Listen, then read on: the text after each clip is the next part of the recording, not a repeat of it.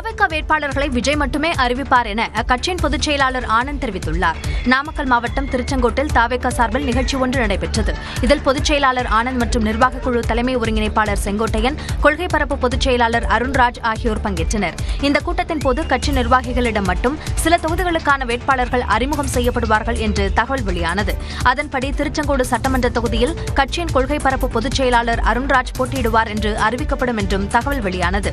இந்த நிகழ்ச்சியில் பேசிய ஆனந்த், வேட்பாளர்கள் பெயர்களை விஜய் மட்டுமே அறிவிப்பார் என்றார்.